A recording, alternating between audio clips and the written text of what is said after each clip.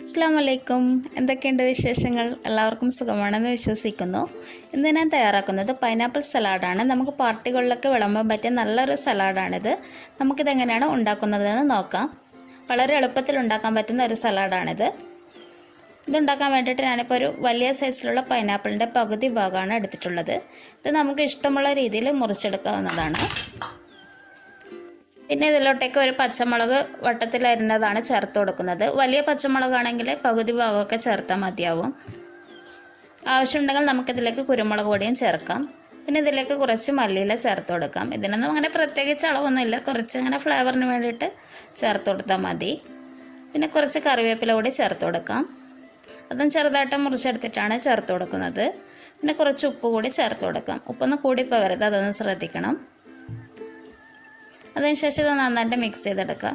ഇതെപ്പോഴും കുടഞ്ഞ് യോജിപ്പിക്കുന്നതായിരിക്കും ഒന്നുകൂടി നന്നായിട്ടുണ്ടാവുക. നന്നായിട്ടൊന്ന് കുടഞ്ഞിട്ടൊന്ന് മിക്സ് ചെയ്തെടുക്കുക.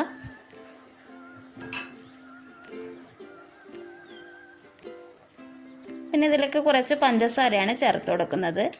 ഇത് മസ്റ്റായിട്ട് നമ്മൾ ചേർത്ത് കൊടുക്കണം. പിന്നെ നല്ല മധുരമുള്ള പൈനാപ്പിൾ ആണെങ്കിൽ അതിൻ്റെ മധുരമൊക്കെ നോക്കിയിട്ട് വേണമെങ്കിൽ ഒരു പിഞ്ച് മാത്രം ചേർത്ത് കൊടുക്കുക. എപ്പോഴും ഇത് ചേർക്കുന്നതായിരിക്കും ഇതിന് ടേസ്റ്റ് കൊടുക്കുന്നത്. ഒരു സ്പൂൺ വിനാഗിരി കൂടി ചേർത്ത് കൊടുത്തിട്ടുണ്ട്. ഇതും ചേർത്തിട്ട് നന്നായിട്ട് തന്നെ ഒന്ന് മിക്സ് ചെയ്ത് കൊടുക്കുക. എനിക്ക് ഇഷ്ടമുണ്ടെങ്കിൽ കുരുമുളകൊക്കെ ചേർക്കാം കേട്ടോ, എനിക്കത്ര ഇഷ്ടമല്ല. പിന്നെ ഇത് നന്നായിട്ടൊന്ന് കുടഞ്ഞ് യോജിപ്പിക്കാം. ഇത് നമ്മൾ കണ്ണൂരിലൊക്കെ പാർട്ടികളിലൊക്കെ ഒരു മെയിൻ ഐറ്റമാണിത്. വളരെ പെട്ടെന്ന് ഉണ്ടാക്കാൻ പറ്റുന്ന ഒരു റെസിപ്പിയാണിത്. ഇത് നമുക്ക് ഈ ഒരു പൈനാപ്പിൾ തൊലി കളയുന്ന ഒരു സമയം മാത്രമേ ഇതിൽ ആവശ്യമായിട്ട് വരുന്നുള്ളൂ. തൊലികളൊന്ന് കട്ട് ചെയ്യുന്ന ഒരു സമയം മാത്രം മതി. നമ്മളിത് സവാള പോലും ചേർക്കുന്നില്ല. അതുകൊണ്ട് വളരെ പെട്ടെന്ന് ഉണ്ടാക്കാൻ പറ്റുന്ന നല്ലൊരു സലാഡ് തന്നെയാണിത്. ഇതൊരു 10-15 മിനിറ്റെങ്കിലും ഒന്ന് റെസ്റ്റ് ചെയ്യാൻ വേണ്ടിയിട്ട് വെക്കുക. ഈ ഒരു സമയം കൊണ്ടായിരിക്കും നന്നായിട്ട് വിനാഗിരിയും അതുപോലെ തന്നെ മുളകൊക്കെ ഒന്ന് നന്നായിട്ട് യോജിച്ചിട്ട് ആ ഒരു ടേസ്റ്റ് കിട്ടുക. പിന്നെ കുറച്ച് ചില്ലി ഫ്ലേക്സ് കൂടി ചേർത്ത് കൊടുക്കുന്നുണ്ട്. ഇതൊട്ടും നിർബന്ധമില്ല, ആവശ്യമുണ്ടെങ്കിൽ ചേർത്താൽ മതി. ഞാനിപ്പോൾ ഇത് ഫോട്ടോയ്ക്ക് ഒരു ഭംഗിക്ക് വേണ്ടി ചേർക്കുന്നതാണ്. താല്പര്യം ഉണ്ടെങ്കിൽ ചേർത്താൽ മതി.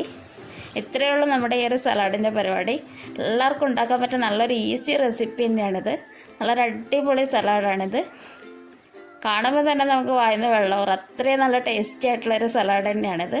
എല്ലാവരും ഈ ഒരു റെസിപ്പി ട്രൈ ചെയ്ത് നോക്കണം. നിങ്ങളുടെ ഫീഡ്ബാക്കൊക്കെ അറിയിക്കണം. പിന്നെ നമ്മുടെ റെസിപ്പീസൊക്കെ ട്രൈ ചെയ്ത് നോക്കണമെന്നുണ്ടെങ്കിൽ എല്ലാവരും കമൻറ്റ് ചെയ്യുക. ഇനിയും നല്ല റൈറ്റായിട്ട് അടുത്ത എപ്പിസോഡിൽ കാണാം. നമ്മുടെ ചാനൽ ആദ്യമായിട്ട് കാണുന്നവരുണ്ടെങ്കിൽ, ഇനിയും സബ്സ്ക്രൈബ് ചെയ്യാത്തവരുണ്ടെങ്കിൽ, വീഡിയോസൊക്കെ ഇഷ്ടപ്പെട്ടിട്ടുണ്ടെങ്കിൽ ഒന്ന് സബ്സ്ക്രൈബ് ചെയ്യുക. താങ്ക്